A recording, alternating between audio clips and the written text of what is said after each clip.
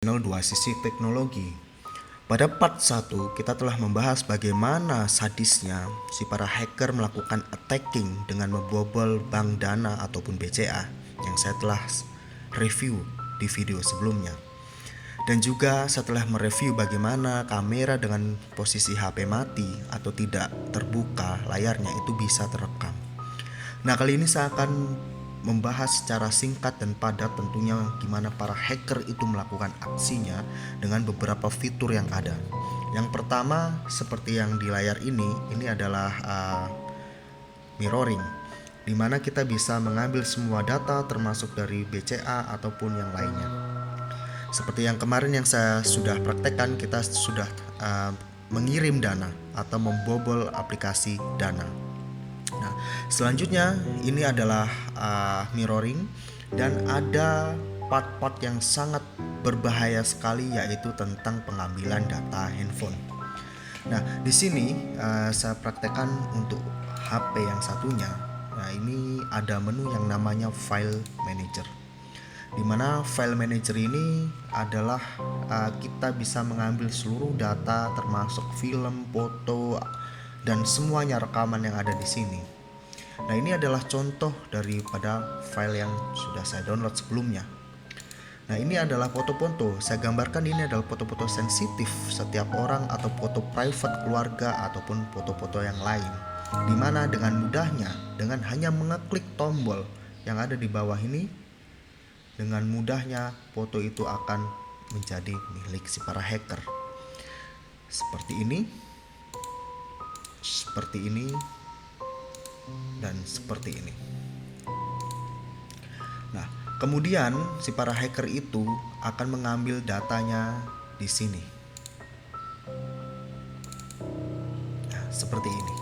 Dengan sangat cepat foto-foto kalian akan diambil alih. Nah, ini adalah salah satu metodologi daripada si hacker itu bernama ransomware, atau ibaratnya tukar data dengan uang. Si hacker nanti akan meminta tebusan. Yang kemudian adalah ketika kita memiliki target atau si hacker itu memiliki target untuk mendapatkan informasi, maka itu dapat dengan mudahnya untuk merekam. Jadi apapun yang kita bicarakan apapun yang kita bicarakan di dalam handphone, baik itu telepon ataupun monitor mic, itu dapat dilakukan. Masih dalam ransomware, yaitu adalah penukaran data dengan uang atau tebusan. Ada hal-hal yang paling bahaya terutama bagi kaum Hawa ataupun kaum Adam. Ketika sudah dimonitor atau menjadi target, tidak sengaja apapun sengaja melakukan video call ataupun video call seks dan lain sebagainya, maka itu menjadi sebuah momentum untuk si hacker itu mengambil data. Biasanya di dalam case-case yang terjadi di luar negeri ialah disediakannya satu perempuan atau satu cewek ini sebagai modus, dan cewek ini menjual jasanya atau menjadi pacar kita di dunia maya dan lain sebagainya, sehingga kalian menginstal aplikasi ini dan melakukan hubungan intim secara video call, maka otomatis video tersebut akan direkam oleh pihaknya dan otomatis di sini kalian sudah terjebak. Apa yang akan terjadi selanjutnya ialah data kalian akan disebarluaskan dengan catatan. Kenapa bisa seperti itu? Karena si hacker bisa mengambil nomor-nomor yang ada di dalam HP kalian. Sebagai contoh seperti ini. Nah, di sini ada kontak. Tentunya ribuan kontak atau dengan inisial ibu kita, teman kita dan lain sebagainya seperti ini. Maka semua kontak yang ada di sini itu bisa diambil oleh para hacker. Tak satu pun luput, termasuk kontak mungkin keluarga kita dan lain sebagainya.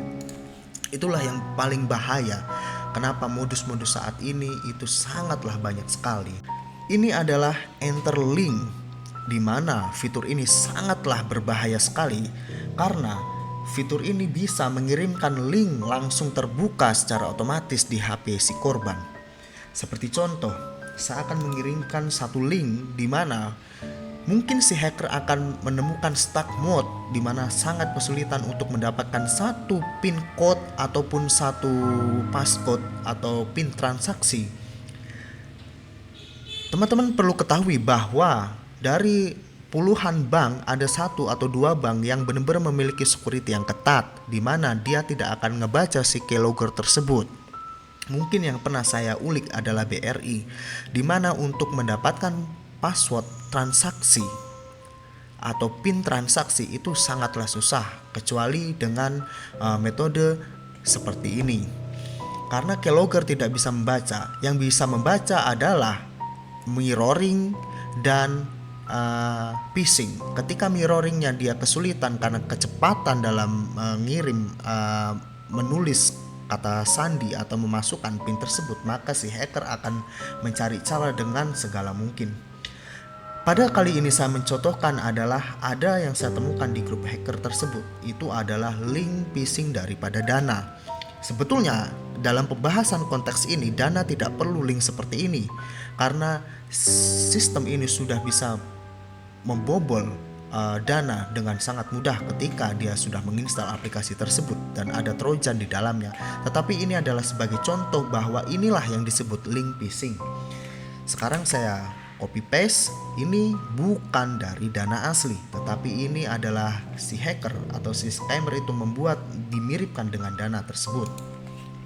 Dengan alih-alih pemberian apapun itu ataupun verifikasi dan lain sebagainya, dia sangat mirip dengan Dana dengan sedemikian rupa. Ketika kita memasukkan nomor HP di sini dan dilanjut-lanjut, maka akan mengirimkan satu data. Biasanya kalau metode link seperti ini itu menggunakan telebot, jadi mereka akan mengirimkan data-data yang sudah kita ketik tersebut. Nah, ada satu fitur juga yang dia miliki, ini sangat berbahaya sekali. Sebagai contoh, kita memiliki kartu kredit ataupun Mastercard ataupun apapun itu yang memerlukan OTP, maka si hacker bisa langsung mengambil OTP-nya itu. Meskipun tidak melakukan mirroring sistem mirror, tetapi ketika aplikasi sudah terinstall maka seluruh SMS kita bisa terbaca. Ini contohnya. Dalam hitungan beberapa detik kemudian, maka seluruh SMS yang ada di sini itu sudah bisa terbaca semuanya, seperti ini. Seperti ini. Seperti ini. Dan seluruh histori SMS yang ada di sini sangat mudah terbaca. Ketika kalian memiliki akun Google, akun Play Store, kemudian Apple ID dan lain sebagainya, dengan ketika si hacker bisa menguasai SMS OTP, dia melakukan segalanya dan mengirim OTP, itu sangatlah berbahaya sekali. Dan inilah fitur-fitur yang mungkin dari crash threat ini yang sangat mendukung sekali untuk hacker itu melakukan eksploitasi. Tentunya masih banyak sekali fitur yang mungkin 1 jam belum bisa saya bahas karena terlalu banyak fitur yang tersedia di sini. Dan mungkin perlu diketahui seluruh notifikasi HP pun terbaca, bahkan bisa melakukan injection. Nah, di sini adalah yang paling sangat bahaya adalah injection. Di mana saya akan berbagi cerita untuk si hacker tersebut itu sangatlah amat sulit untuk diketahui karena dia menggunakan RDP. Inilah yang disebut RDP. Jadi mereka menyewa komputer dari luar negeri kemudian menggunakan VPN dan mungkin pasti menggunakan rekening palsu untuk mengirim uang yang telah diambil daripada HP kalian atau bank kalian. Itulah yang mungkin bisa saya sampaikan. Dari beberapa hal yang mungkin saya akan bisa rangkum adalah yang pasti HP kalian bisa terbobol, kemudian data-data sensitif kalian bisa terambil seperti video, foto dan lain sebagainya, bahkan rekaman percakapan telepon pun bisa diambil. Lebih dari itu, selanjutnya adalah ketika kita berbicara tanpa melakukan telepon ataupun apapun, apa yang kita ucapkan selagi HP itu bisa mendengar, maka itu juga bisa diambil. Dan selanjutnya dia bisa mengambil seluruh SMS, seluruh data SMS, OTP dan lain sebagainya. Dan kemudian banyak data-data lagi yang bisa diambil. Itulah apa yang dilakukan oleh para hacker. Dan tentunya ikuti terus perkembangan channel ini karena masih banyak materi-materi termasuk software-software yang masih masuk list, ada 10-an. Kali ini kita akan bahas adalah tentang RAT, virus Trojan yang dimasukkan dalam HP. Masih banyak lain virus-virus lain termasuk dalam komputer, termasuk Facebook dihack dan lain sebagainya. Tetap waspada, jangan pernah install aplikasi bentuk apapun, pasang antivirus, upgrade OS kalian, dan tentunya selalu konsultasi kepada pihak cyber ataupun teman-teman kita yang mengerti tentang IT. Terima kasih dari saya, semoga bermanfaat. Tetap waspada dan selalu ingat bahwa teknologi itu ada dua sisi. Apakah selalu digunakan untuk kejahatan? Tentu tidak. Di sisi positif yang bisa kita ambil adalah ketika kita memiliki case-case tertentu terhadap keluarga kita, teman kita, ataupun siapapun yang masih kita kehendaki dan kita bertanggung jawab atas segalanya, maka software ini juga bisa sangat bermanfaat untuk mengulas atau sebagai detektif untuk keperluan tertentu, itu sangat bisa. Namun segala resiko dan tanggung jawab harus diutamakan. Jika Anda menggunakan software ini untuk keperluan apapun itu, maka bersiaplah untuk bertanggung jawab atas resiko yang kalian ambil. Terima kasih. Wassalamualaikum warahmatullahi wabarakatuh.